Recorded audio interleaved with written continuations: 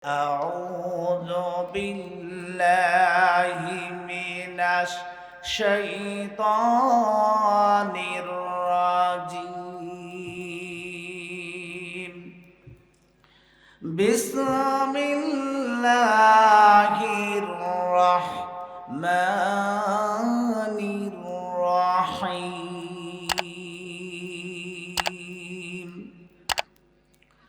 ولقد زرعنا لجهنم كثيرا من الجن والإنس لهم قلوب لا يفقهون بها ولهم أعين لا يبصرون بها ولهم آذان لا يسمعون بها أولئك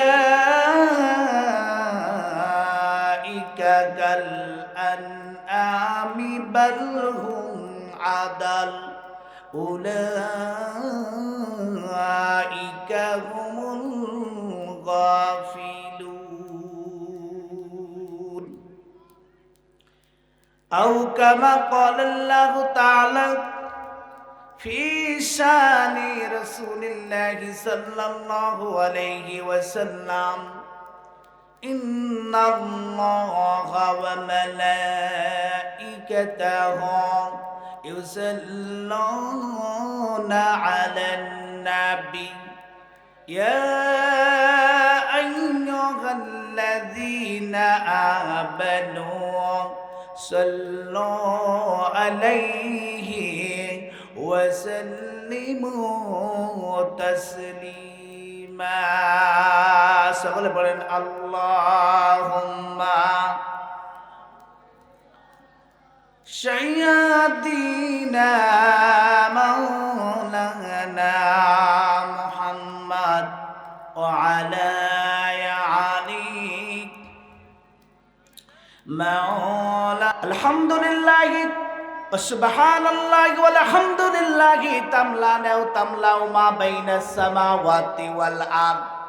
কেউ যদি একবার সুবহানাল্লাহ আলহামদুলিল্লাহ ওয়াল্লা ইলাহা ইল্লাল্লাহ ওয়াল্লাহু আকবার একসঙ্গে তেলাওয়াত করে, আমার রাসূল বলতেছেন জমিন থেকে শুরু করে আসমান পর্যন্ত যত ফাঁকা জায়গা দেখতে পাচ্ছ, এই ফাঁকা জায়গাগুলোকে আমার আল্লাহ তাআলা নেকি দ্বারা পূর্ণ করে দেন।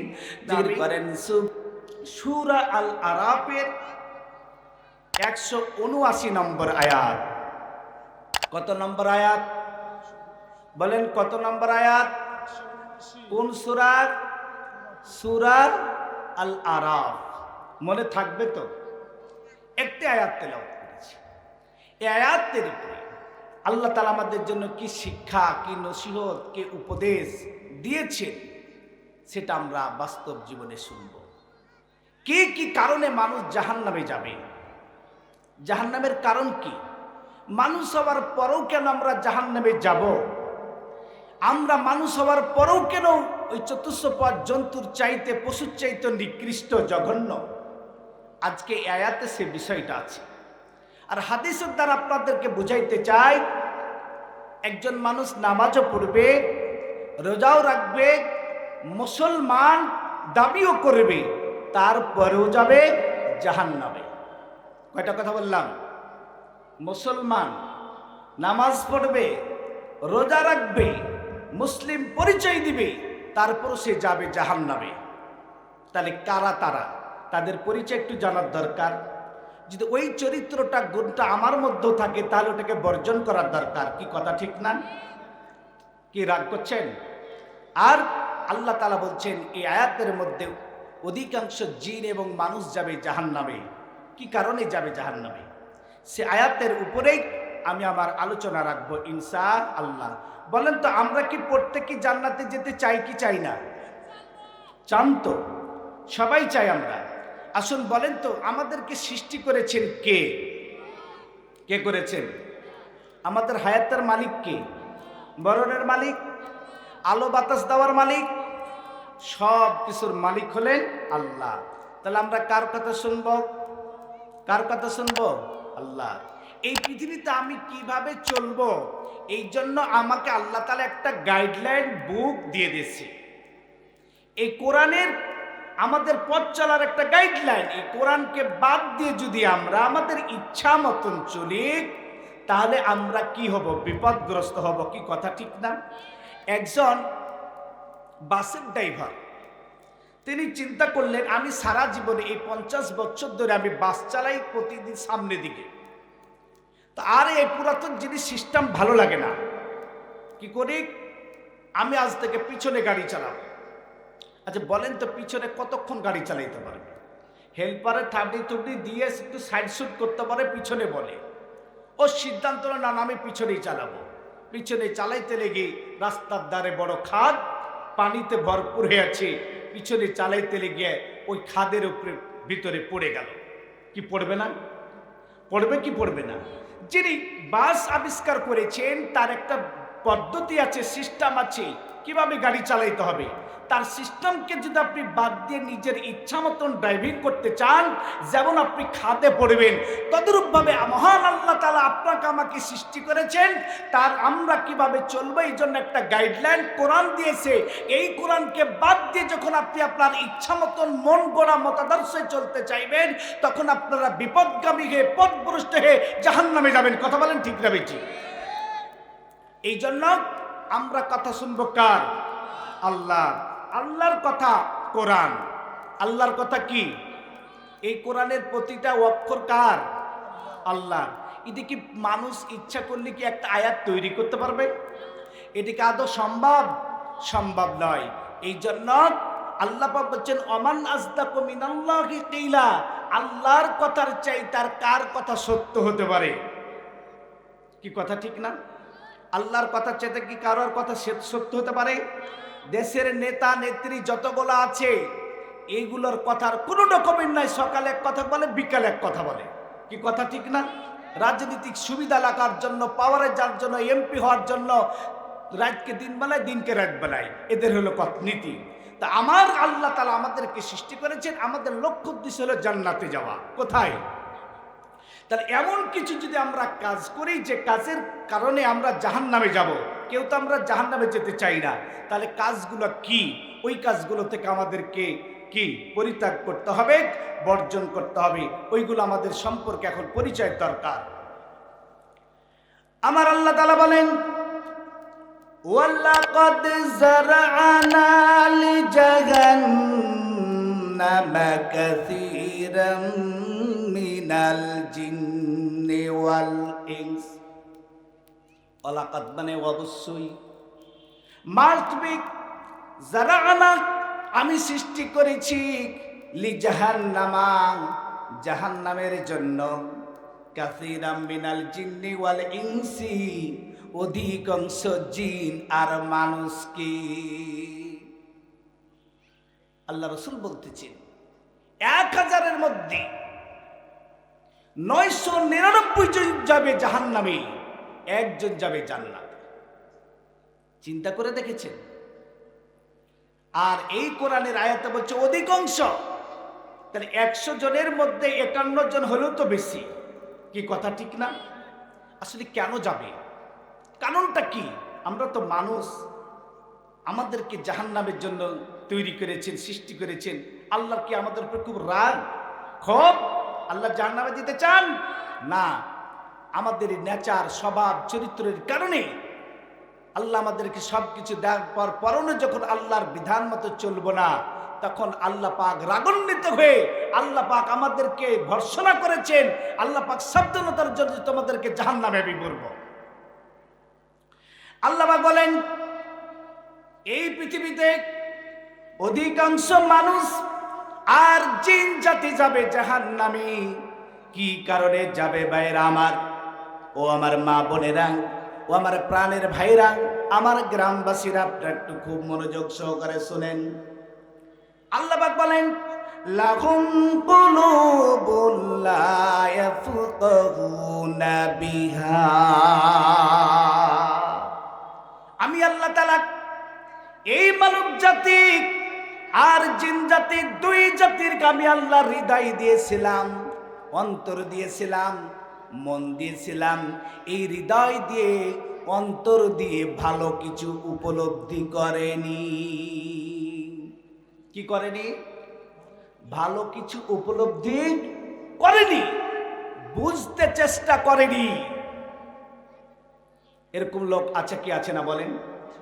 কি আছে না? এই মহিপুর গ্রামে মসজিদে অসংখ্য আমাদের গ্রামবাসী আছে। কয়টা লোক পাঁচ ওয়াক্ত নামাজ পড়তে পড়েন তো? 100টাতে আমার মনে হয় 5% কি 10% লোক নামাজ পড়ে। কি কথা ঠিক না? আর বাকিগুলোই কি নামাজি আছে না, শুধু সাপ্তাহিক নামাজি, মানে জুমার দিন। আবার কেউ আছে ধরলেন কি মৌসুমী নামাজি, মানে ভোটের সিজনে 5 বছর পর পর নতুন জুব্বা নতুন টুপি পরে খালি মুসাল্লিদের নামাজিদের ভোট লওয়ার জন্য। কেউ আবার আছেন বাৎসরিক নামাজি, 2 ঈদের নামাজ শুধু পড়েন। কি কথাটা বলেন ঠিক না বেঠিক? একটা হলো নিয়মিত নামাজিক, সাপ্তাহিক নামাজিক, বাৎসরিক নামাজিক, আর হলো মৌসুমী নামাজি, মাঝে মাঝে শুধু জানাজার নামাজ পড়তে যায়। কি কথা ঠিক না? আল্লাহ পাক বলছেন একত্ব নামাজ যদি কেউ ইচ্ছাকৃতভাবে ত্যাগ করে 2,88,000 জাহান্নামের আগুনে পুড়বে। তাহলে অধিকাংশ মানুষ কেন যাবে বলেন তো? খ্রিস্টান, ইহুদি, নাসারা পৃথিবীতে কত লোক আছে, তারা তো নামাজ পড়ে না। আবার মুসলমান নামধারী হওয়ার পরও 5% 10% লোক নামাজ পড়ে না। যেই লোকটি নামাজ পড়ে আবার বুঝেও ভালোভাবে পড়ে না। কি কথা ঠিক না? সম্মানিত ভাইয়ের আমার, আমি সেইটা বলতে চাচ্ছি না। আল্লাহ পাক বলতে চাচ্ছেন আমি হৃদয় দিয়েছিলাম, এই হৃদয় দিয়ে তারা ভালো কিছু উপলব্ধি করেনি।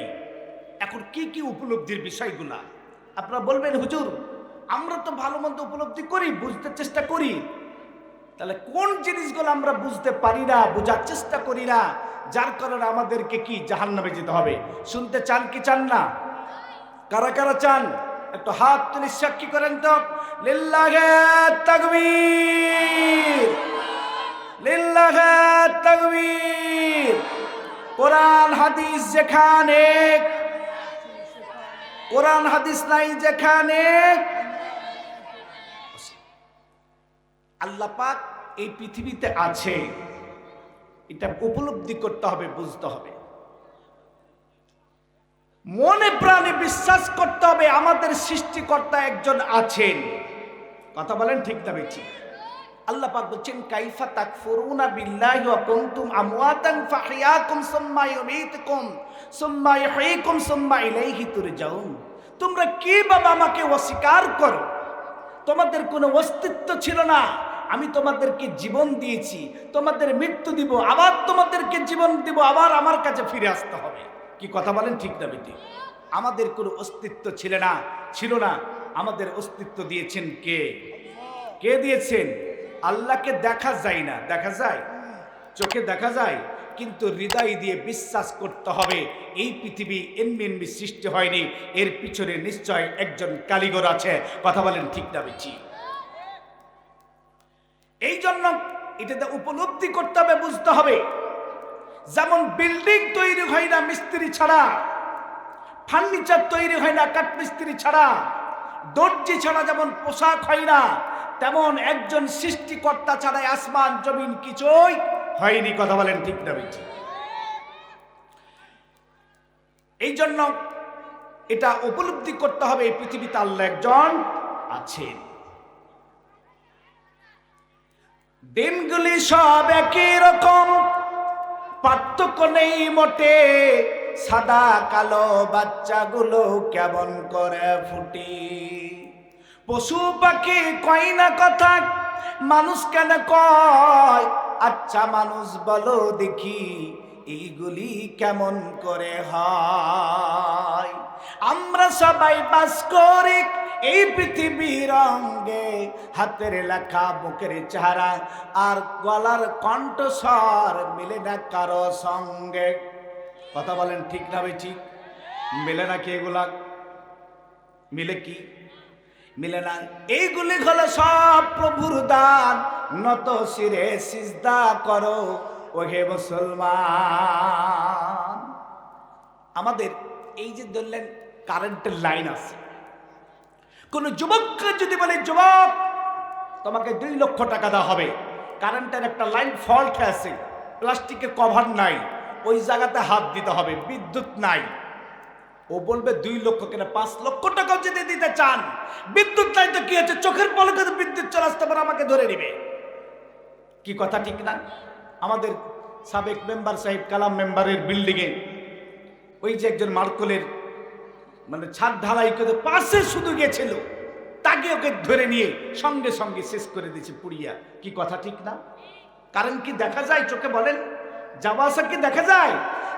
যেমন আপনার দৃঢ় বিশ্বাস আছে এই কারেন্টের লাইনের মধ্যে বিদ্যুৎ যাওয়া আসা করে, আগুন দেখতে পাওয়া যায় না, তারপরে আপনি যেমন বিশ্বাস আছে হাত দিলেই ধরবে, তেমন এভাবে আল্লাহকে দেখা যাবে না, কিন্তু আল্লাহর বিভিন্ন বিচিত্রময় সৃষ্টি দেখে আপনাকে বিশ্বাস করতে হবে আল্লাহ একজন পৃথিবীতে আছেন। কথা বলেন ঠিক না বেশি?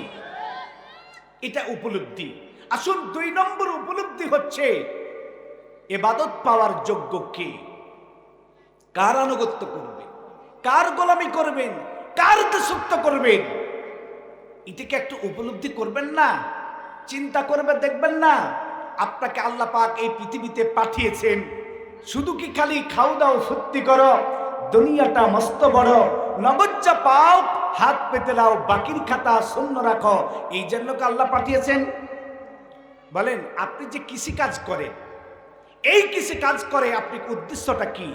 আপনি জমিতে ধান উৎপাদন করবেন, আপনার 6 মাসের খোরাক আপনার পরিবার যেন চলে, উপরন্তু যেগুলো হবে সেগুলো বিক্রি করে বাজারঘাট করবেন। কি কথা ঠিক না? একটা মানুষ 10 তলা বিল্ডিং করে, এই বিল্ডিং করার উদ্দেশ্য হলো বিল্ডিংটা ভাড়া দিবে, 1 তলা নিজে থাকবে আর বাকি 9 তলা ভাড়া দিয়ে ওখান থেকে আয় আসবে। তাহলে পৃথিবীর প্রত্যেকটা আমরা কাজ কর্ম করি, কাজের পিছনে উদ্দেশ্য আছে। বলেন, আছে কি আছে না? তা আল্লাহ পাক এই আসমান জমিন পাহাড় পর্বত আপনাকে আমাকে সৃষ্টি করেছেন, আল্লাহর কি কোনো উদ্দেশ্য নাই? বলেন, আছে কি আছে না? এটা কি উপলব্ধি করবেন না? নাকি সারা জীবনটাই নষ্ট করে দিবেন? এমন কিছু মানুষ আছে সারা জীবন 50 বছর মসজিদে একদিনও গেল না। কি কথা ঠিক না? আল্লাহ পাক বলেন, ওয়ামা খলাকতুল জিন্না ওয়াল ইনসা ইল্লা লিয়াবুদুন। আমি আল্লাহ তাআলা কেবলমাত্র সবেমাত্র জিন এবং ইনসানকে তৈরি করেছি আমার গোলামি করার জন্য, আমার দাসত্ব করার জন্য, আমার ইবাদত করার জন্য। ও দুনিয়ার মানুষ, এই পৃথিবীতে যত গাছপালা তৃণলতা আছে, আকাশ বাতাস যা কিছু আছে, সব কিছু আল্লাহর তাসবিহ করে, গুণকীর্তন করে। সাব্বাহা লিল্লাহি মা ফিস সামাওয়াতি ওয়া মা ফিল আরদ। যা কিছু আছে আসমানে, যা কিছু আছে জমিনে, সব কিছু তাসবিহ পড়ে। কার তাসবিহ পড়ে? শুধু তাই নয়, সূরা রহমানের মধ্যে আমার আল্লাহ পাক বলেন, ওয়ান নাজমু ওয়াস সাজারু ইয়াসজুদান। আল্লাহ পাক বলছেন, বড় বড় বৃক্ষরাজি গাছপালা আর ছোট ছোট দুবড়া গোলা, যেইগুলা খালি চোখে দেখা যায় না, ওইগুলো পর্যন্ত আল্লাহকে সিজদা করে। সম্মানিত ভাইরা আমার, এই যে দেখেন তো, এই বাদাম পরে বিক্রি করিও, ওদিকে যাও, ওদিকে রাস্তায় বিক্রি করো গা।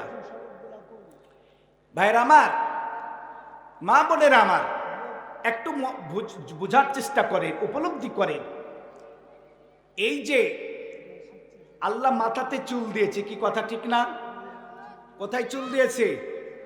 মাথাতে। কপালে দিল না কেন? কপালে দিল না কেন? এই নাকে কেন দিল না? ঠোঁটে কেন দিল না? এই কপালটা আমার জমিনে পড়বে, আল্লাহকে সিজদা করব ডাইরেক্ট, এই জন্য আল্লাহ চুল দেয় নাই।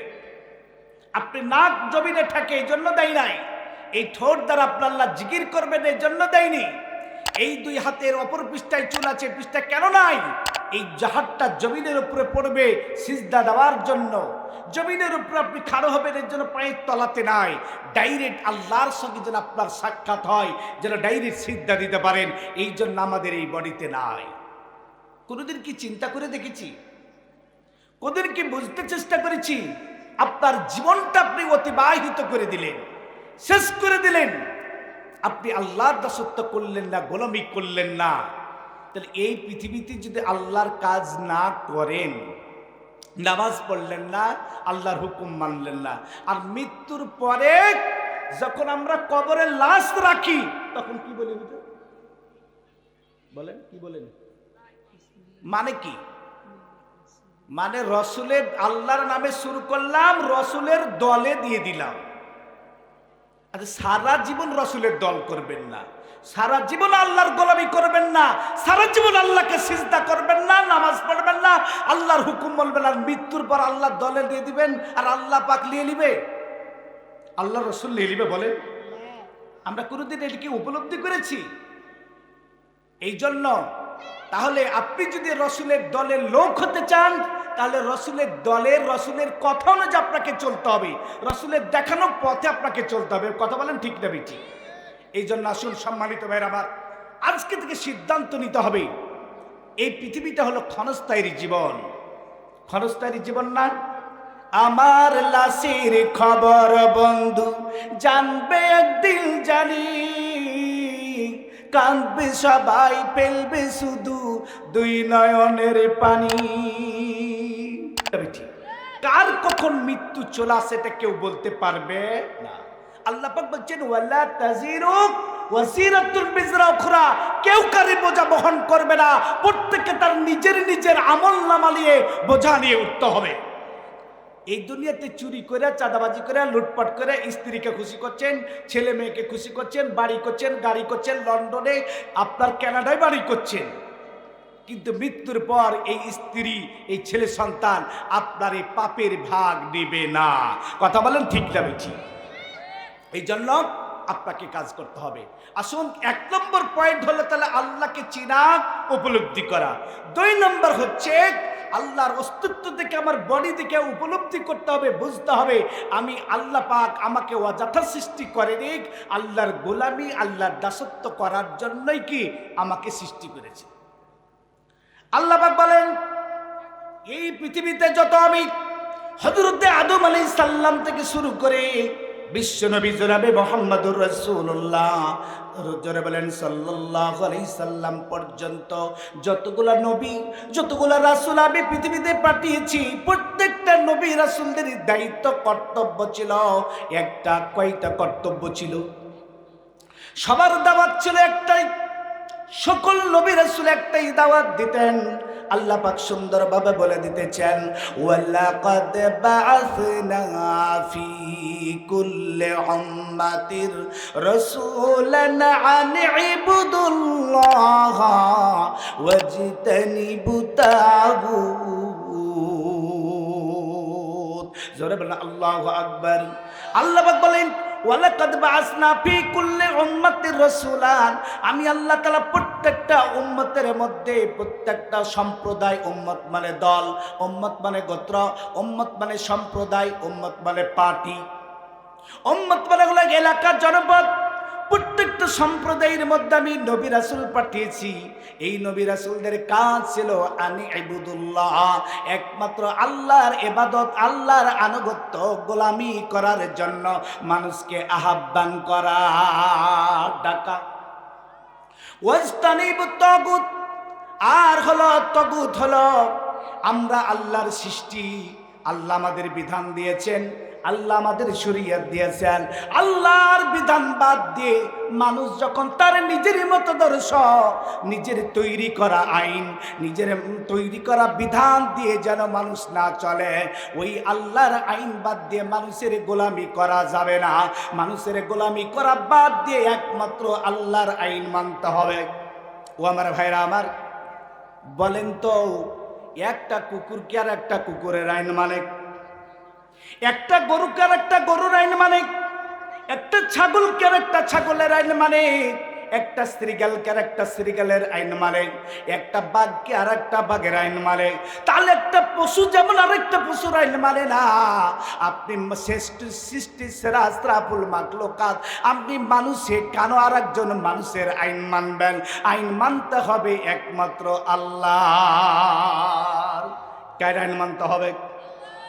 বাংলাদেশের পার্লামেন্ট, বাংলাদেশের court, high court, supreme court, appeal বিভাগ, সব বিভাগে আল্লাহর আইন দ্বারা রাষ্ট্র পরিচালনা হয় না, বিচার বিভাগ হয় না।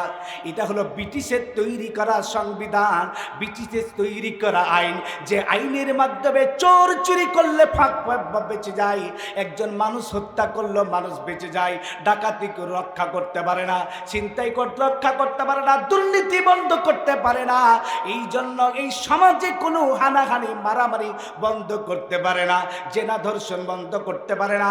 আল্লাহ পাক বলছেন সারিকু সারিকাতু ফাকতু আইদিয়াহুমা জাযাআম বিমা কাসাবা নাকালাম মিনাল্লাহ। আল্লাহ পাক বলছেন কেউ যদি পেটের জন্য নয়, বাড়ি গাড়ি আর কোটিপতি হওয়ার জন্য যদি চুরি করে, ও কলবের দ্বারাও যদি দুর্নীতি করে, ঘুষ খায়, চুরি করে, আর এটা যদি সাক্ষী দ্বারা প্রমাণিত হয়, তাহলে তার হাত কেটে দাও। কার বিধান এটা?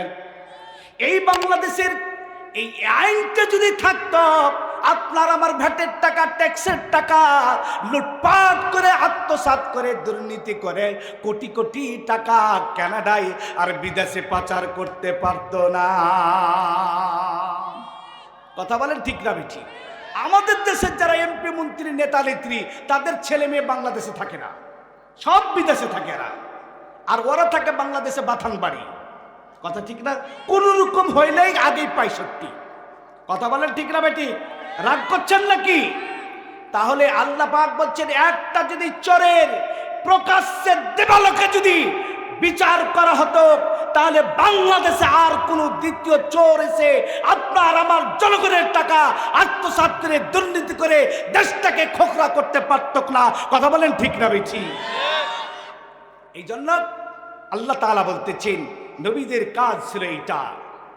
আসুন 3 নম্বরে হচ্ছে উপলব্ধি করতে হবে কি? ওই যে আমি বলেছি, যারা উপলব্ধি করতে পারে না, ভালো মন্দ বুঝতে পারে না, তারা যাবে জাহান্নামে।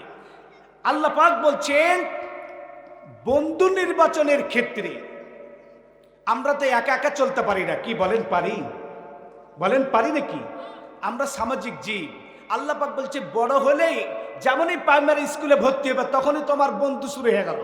হাই স্কুলে বন্ধু, কলেজে বন্ধু, কি কথা ঠিক না? খেলার বন্ধু, ব্যবসার পার্টনার, সব বন্ধু। আল্লাহ পাক বলছেন বন্ধু নির্বাচনের ক্ষেত্রে তুমি কি উপলব্ধি করে বা বুঝতে পারে শিখবা, এই বন্ধু যাকে আমি বানাচ্ছি, এই বন্ধু কি আমাকে চরিত্রবান বানাইবে, আমার চরিত্রকে নষ্ট বানাইবে, আমাকে কি ইয়াবা, গাঞ্জা, ফেন্সিডিল আমাকে কি চুরি করতে শিখাইবে? তা শিখাইবে না। এটা উপলব্ধি করতে হবে। আজকে সমাজে আপনার আমার কষ্ট করে টাকা, অক্লান্ত পরিশ্রম করে, মাটি কেটে একটা ছেলেকে কষ্ট করে লেখাপড়া করবেন, মানুষ করবেন, রাজশাহীতে, ঢাকাতে পড়াচ্ছেন, কত বড় স্বপ্ন নিয়ে মাদ্রাসায় পড়াচ্ছেন, কিন্তু এই ছেলেটা বন্ধুদের পাত্তায় পড়ে তাদের সাথে মিশতে যে তিনি কি করছেন, ফেন্সিডিল, ইয়াবা, নেশায়, নারী ব্যভিচারের মধ্যে লিপ্ত হয়ে এক সময় ম্যাড হয়ে, পাগল হয়ে তার লেখাপড়াটাই নষ্ট হয়ে যায়। কথা বলেন ঠিক না ঠিক? আল্লাহ তাআলা বলেন ইয়া আইয়ুহাল্লাযীনা আমানুত্তাকুল্লাহা ওয়া কুনু মা'আস সাদিকিন। ও ঈমানদারেরা, তুমি যখন বন্ধু নির্বাচন করবা আল্লাহকে ভয় করবা, আর কোন মা'আস সাদিকিন, সত্যবাদীদেরকে বন্ধুর হিসাবে গ্রহণ করবা। কাদেরকে? কাদেরকে বন্ধু নির্বাচন করতে হবে? যারা সত্যবাদী, সত্য কথা বলে।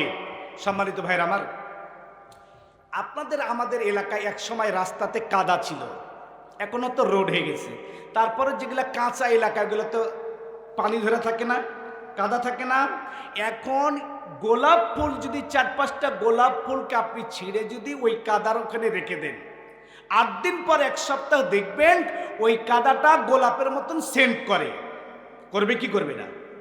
কিন্তু ওই কাদাতে যদি আপনি গোলাপ ফুল না রেখে কোনো মানুষ যদি ওখানে পায়খানা করে আর 8 দিন পর যদি যান, ওই কাদাটা কি পায়খানার মতন দুর্গন্ধ হয় না? হবে কি হবে না? এই জন্য এই সমাজে অসংখ্য বন্ধু আছে যাদের সাথে চললে আপনাকে বেনামাজি করবে, আপনাকে মদ খাইবে, গাঞ্জা খাইবে, ফেন্সিডিল খাইবে, আপনাকে ইফটিজিং করা শিখাইবে, আপনার চরিত্রকে নষ্ট করে জান্নাত থেকে জাহান্নামের দিকে নিয়ে চলে যাবে। কথা বলেন ঠিক না বেঠি? এই জন্য ব্যবসা করেন, বাণিজ্য করেন, লেখাপড়া করেন, বন্ধু নির্বাচন করবেন এমন যাদের দ্বারা কি আমার এই দুনিয়া ওই দুনিয়া সব ঠিক থাকে। নামাজের টাইমে যেন আমাকে নামাজে নিয়ে যায়। একজন ছেলে কোনোদিন সিগারেট খায় না, তো এক বন্ধু সিগারেট খায়, তো চার কেমন জিনিস, আল্লাহর নিয়ামত, তুমি কি বুঝলে? একটু টেস্ট না করলে হয়? আল্লাহ তো যে জিজ্ঞাসা করে বেড়ির কেমন স্বাদ, তুমি কি বলবে? লাও একটা, তো চাচা দাও। দেওয়ার পর একদিন খেলে এত বাড়া যায় না, কোন দিক দিয়ে ধোঁয়া বাইর করতে সেটাও যে জানবে, আর একদিন না খেলে বুঝবে না। ওই লোকটা কোনোদিন সিগারেট খাইনি, বেড়ি খাইনি, ওকে বেড়িখোর বানিয়ে ছাড়ে। কথা বলেন ঠিক না বেঠিক? এই জন্য এই এলাকায় অনেক লোক ছেলেরা আছে রাত্রি 12টা পর্যন্ত মোবাইল দেখে, মোবাইলে জুয়া খেলে। কথা বলেন খেলে কি খেলে না? এইগুলা ধ্বংসের পতন। এই জন্য আল্লাহ পাক বলছেন বন্ধু নির্বাচনের ক্ষেত্রে যারা সমাজে চরিত্রবান, আল্লাহ ভীরু, পরহেজগার, যারা মিথ্যা কথা বলে না, সত্য কথা বলে সদা সর্বদা, যারা ইয়াবা পান করে না, নেশা পান করে না, নারী ধর্ষণ করে না, জেনা ব্যভিচার করে না, তাদেরকে বন্ধু হিসাবে গ্রহণ করো, তাহলে তোমার গন্তব্যস্থান পর্যন্ত পৌঁছতে পারবা। আসুন নাম্বার 4। কয় নাম্বার? আল্লাহ পাক বলছেন পথ চেনার ক্ষেত্রে উপলব্ধি করতে হবে। পথ মানে রাস্তা। পথ মানে কি? রাস্তা কয়টা বলেন তো? 2টা রাস্তা। একটা হলো জান্নাতের রাস্তা, আর একটা হলো কি জাহান্নামের রাস্তা। কথা ঠিক না? একটা হলো ইসলামের রাস্তা, আর একটা হলো কি বেইসলামের রাস্তা। একটা হলো হকের রাস্তা, আর একটা হলো কি বাতিলের রাস্তা। একটা হলো ন্যায়ের রাস্তা, আর একটা হলো অন্যায়ের রাস্তা। কথা বলেন ঠিক না বেঠিক? একটা হলো সন্ত্রাস মুক্তের পক্ষের রাস্তা, আর একটা হলো সন্ত্রাস করার পক্ষের রাস্তা। একটা হলো দুর্নীতির রাস্তা, আর একটা হলো দুর্নীতিকে বন্ধ করার রাস্তা। আল্লাহ পাক বলছেন ওয়াহাদাইনাহুন নাজদাইন, সূরা বালাদের 10 নম্বর আয়াত। আল্লাহ পাক বলছেন আমি তোমাদের কাছে 2টা পথ দিয়েছি, একটা ভালো আর একটা মন্দ। এই পথকে তোমাদেরকে উপলব্ধি করতে হবে, চিনতে হবে। সঠিক পথ যদি না চিনতে পারো সব নষ্ট হয়ে যাবে। কি কথা ঠিক না? এই জন্য আল্লাহ পাক বলছেন আলাম নাজআল্লাহু আইনাইন, আমি কি তোমাদেরকে 2টা চক্ষু দিইনি? এই চোখ দ্বারা কি তোমরা দেখতে পাও না? কথাকার আল্লাহ। সম্মানিত ভাইরা আমার, আমরা যদি সঠিক পথ নির্ণয় করতে না পারি তাহলে হাজারো নামাজ রোজা পড়ার পরেও আমাদেরকে কি জাহান্নামে যেতে হবে। এই জন্য আমি আপনাদের সামনে বলতে চেয়েছিলাম, আমার রাসূল সাল্লাল্লাহু আলাইহি সাল্লাম বলেন, আনাবি আসর রাদিয়াল্লাহু তাআলা আনহু ক্বালা রাসূলুল্লাহ সাল্লাল্লাহু আলাইহি সাল্লাম আমরুকুম বিখামসিন বিল জামাআতি ওয়াস সামঈ ওয়াত তাআতি ওয়াল হিজরাতি ওয়াল জিহাদি ফি সাবিলিল্লাহ ওয়া ইন খারাজা মিনাল জামাআতি কদরা সিবরিন ফাকাদ ক্বালা রিফকাতুল ইসলামি মিন উনুকিহি ইল্লা ইরাজিয়া ওয়া মান দাআ বিদাওয়াতি জাহিলিয়াতি ফাহুয়া মিন জুসামিন জাহান্নাম ওয়া ইন সামা ওয়া সাল্লা ওয়া জামা আন্নাহু মুসলিম। আল্লাহ রাসূল বলতেছেন আমি তোমাদেরকে 5টা বিষয় আদেশ করতেছি। কয়টা বিষয়? আল্লাহ রাসূলের আদেশ আমরা মানতে চাই কি চাই না? আল্লাহ রাসূল বলছেন তোমাদেরকে আমি 5টা বিষয়ের আদেশ করতেছি। 1 নম্বর হচ্ছে জামাতবদ্ধভাবে তোমরা জীবন গঠন করো। জামাত মানে কি? সংগঠন। জামাত মানে কি? ঐক্যবদ্ধ। জামাত মানে কি? ঐক্যবদ্ধ সংগঠন। ইসলামী সংগঠনের মাধ্যমে তোমরা কি, এটা আমার কথা শুনো। ওয়াসামঈ, তোমরা তোমাদের নেতাদের কথা শুনো। কাদের কথা শুনতে হবে? নেতাদের। কোন নেতাদের কথা শুনতে হবে? যেই নেতা আপনাকে জান্নাতের পথের দিশারি দেয়, যেই নেতা আপনাকে জান্নাতের দিকে আহ্বান করে, ওই নেতাদের। সমাজে এমন নেতা আছে, আমার নেতার চরিত্র ফুলের মতন পবিত্র, ও নামাজ পড়ে না এক ওয়াক্ত, গাঞ্জা খায় 5 ওয়াক্ত। এরকম নেতা আছে কি আছে না?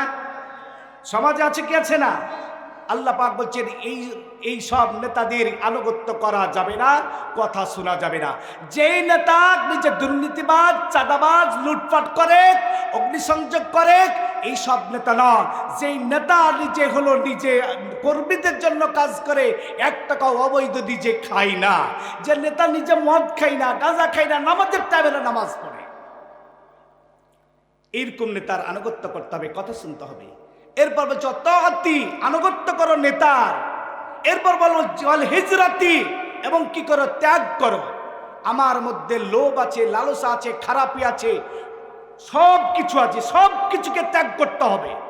আপনি নামাজও পড়েন আবার সুদও খান, নামাজও পড়েন মিথ্যা কথাও বলেন, নামাজও পড়েন ভাইয়ের জমিও জাল করেন, নামাজও পড়েন বোনের জমি জাল করেন, নামাজও পড়েন চিন্তা করেন মসজিদ থেকে বাড়াইলেই কাকে আমি প্রতারণা করে চিটারি বাটপরিকে 500 টাকা বাগাবো। এরকম আছে কি আছে না? এই জন্য আল্লাহ রাসূল বলে হিজরাতি, মানে সমস্ত কিছু নফস থেকে ত্যাগ করো। আল্লাহ পাক বলছেন কদ আফলাহা মান তাযাক্কা, ওই ব্যক্তি সফলতা লাভ করলো যে তার আত্মাকে, মনকে, হৃদয়কে পরিষ্কার করেছে। আপনার হৃদয় পরিষ্কার নয়, আপনার হাজারো দাড়ি থাকুক, জুব্বা থাকুক, আর পাগড়ি মাথায় থাকুক, আপনি কি বকরির ঘরে থুয়েও আপনাকে বিশ্বাস নাই, রাতের গভীরে বকরি নিয়ে পালিয়ে যাবে? কি কথা ঠিক না? দেখা যায় হজের সময় দেখা যায় কিছু কিছু মানুষ মাশাআল্লাহ ভালো হজ করতে গেছে, তারপরও দেখা যায় অন্যায় কাজে জড়িয়ে যায়। কি কথা ঠিক না? আসলে এইগুলোর নয়। এই জন্য আপনার আত্মাকে পরিষ্কার করতে হবে। আসুন সম্মানিত ভাইয়ের আমার, এরপর বলছেন জিহাদ করো। জিহাদ মানে সংগ্রাম। আল্লাহর জমিন, আল্লাহর দ্বীনকে প্রতিষ্ঠিত করার জন্য যে সংগ্রাম করতে হয়, চেষ্টা প্রচেষ্টা, জিহাদ মানে মারামারি করা নয়। আমাদের দেশে জিহাদের অপব্যাখ্যা দেওয়া হয়, জিহাদ মনে হয় খালি বুকে বম দিয়ে আরেকজন মানুষের উপরে পড়ে যাকে মেরে ফেলে দেবে। নট, এটা না। জিহাদ মানে হলো চেষ্টা প্রচেষ্টা করা। একজন রাইটার লেখনী তার লেখার মাধ্যমে, একজন বক্তা তার বক্তব্যের মাধ্যমে, একজন ধনী তার অর্থের ব্যয়ের মাধ্যমে, একজন সাধারণ মানুষ কি ওখানে সময় দেওয়ার মাধ্যমে আল্লাহর জমিনে কোরআনের আইনকে প্রতিষ্ঠিত করার জন্য যারা কাজ করে, চেষ্টা প্রচেষ্টা করে, এটাকে বলা হয় জিহাদ। আল্লাহ রাসূল বলছেন ওমান খারাজা মিনাল জামাতি কদরা সিবরিং ফাকাদ ক্বালা রিবকাত মিনাল ইসলাম, যারা এই জামাতবদ্ধ থেকে, ইসলামী সংগঠন থেকে যারা বের হয়ে যায়, আল্লাহ রাসূল বলছেন তার গ্রিব্বা মানে গলা থেকে যে তার ইসলামটা, রশিটাকে যেন ছিন্ন করে ফেলে দিল। তবে যারা ইসলামের যারা ফিরে এসেছে, তওবা করেছে, তারা বাদ দিয়ে। আসুন এরপর বলছেন ওমান দাআত বিদাওয়াতি জাহিলাতি ফাহুয়া মিন জুসামিন জাহান্নাম, যারা জাহিলাতি সমাজ ব্যবস্থার দিকে মানুষকে আহ্বান করে, ও যদি নামাজও পড়ে, রোজাও রাখে, মুসলমানের দাবি করে, তারপরে যাবে জাহান্নামে। তারপরে যাবে কি? এখন জাহিলাতি সমাজ ব্যবস্থা কি এটা বোঝার দরকার। কি কথা ঠিক না? জাহিলাতি সমাজ ব্যবস্থা হচ্ছে যেই সমাজ ব্যবস্থায় আইয়ামে জাহিলাত, অন্ধকারের যুগ বলা হয়, যে সমাজের মধ্যে নারীদের কোনো অধিকার ছিল না, নারীদেরকে হত্যা করা হতো। একটা মানুষ বাড়ি থেকে বের হলে নিরাপদে ফিরে আসতে পারত না, তার মাল জালকে সবকে কেড়ে নেওয়া হতো, তাকেও ধরে নিয়ে যে হাটে বিক্রি করা হতো। যেই সমাজে ধর্ষণ ছিল, জেনা ব্যভিচার ছিল, যেই সমাজে চাঁদাবাজি করা হতো, লুটপাট করা হতো, মানুষের প্রতি মিথ্যা মামলা দেওয়া হতো, হয়রানি করা হতো, আমানতকে কি খেয়ানত করা হতো, এরকম সমাজ ব্যবস্থাকে বলা হয় জাহিলাতি সমাজ ব্যবস্থা।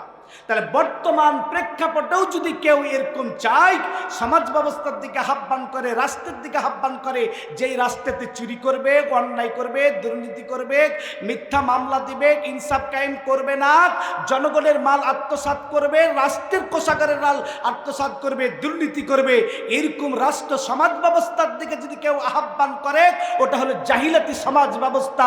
আর এই সমাজ ব্যবস্থার দিকে যারা আহ্বান করে, রাষ্ট্রের দিকে যারা আহ্বান করবে, ও যদি নামাজও পড়ে, রোজাও রাখে, ও যদি মুসলমান হয়, তারপরে যাবে জাহান্নামে। রাগ করছেন নাকি? আপনাদের মহিপুরে তো হুজুর আছে 2-3 জন, বক্তা আচার। আমি যে হাদিস বর্ণনা করলাম, রেফারেন্স দিচ্ছি, প্রতিটা আয়াতের কথাতে জিজ্ঞাসা করবেন কথা সঠিক না বিঠিক। সম্মানিত ভাইরা আমার, এই জন্য আল্লাহ পাক বলছেন অধিকাংশ মানুষ যাবে জাহান্নাম আর অধিকাংশ জিন যাবে জাহান্নামে। কারণ হলো আমি আল্লাহ তাআলা হৃদয় দিয়েছিলাম, অন্তর দিয়েছিলাম, এই হৃদয় আর অন্তর দিয়ে তারা ভালো কিছু উপলব্ধি করেনি। সম্মানিত ভাইরা আমার, 6 নম্বর পয়েন্ট হচ্ছে দল নির্বাচনের ক্ষেত্রে বাংলাদেশে বহুত দল আছে। দল হলো কয়টা বলেন? আল্লাহর ভাষায় দল হলো 2টা। একটা হলো আল্লাহর দল আর একটা হলো শয়তানের দল। কথা বলেন ঠিক না বেঠিক? আল্লাহর দলের লোকেরা আল্লাহর জমিনের জন্য, কোরআনের আইনকে প্রতিষ্ঠিত করার জন্য সংগ্রাম করে, জিহাদ করে। আর যারা শয়তানের দল, তারা মানব রচিত শয়তানের মতাদর্শকে প্রতিষ্ঠিত করার জন্য জিহাদ করে। আল্লাহ পাক বলছেন তোমাদের মধ্যে দল হবে 2টা, একটা হলো আল্লাহর দল আর একটা হলো শয়তানের দল। আপনারা বলেন কার দলে আপনারা থাকতে চান? কার দলে চান? হাত তুলে সাক্ষী করেন আল্লাহকে, জানেন লিল্লাহে তাকবীর। কোরআন হাদিস যেখানে, কোরআন হাদিস নাই যেখানে, আলেম ওলামা যেখানে, আলেম ওলামা নাই যেখানে, লিল্লাহে তাকবীর। সূরা আল ইমরানের 104 নম্বর আয়াত। কত নম্বর আয়াত?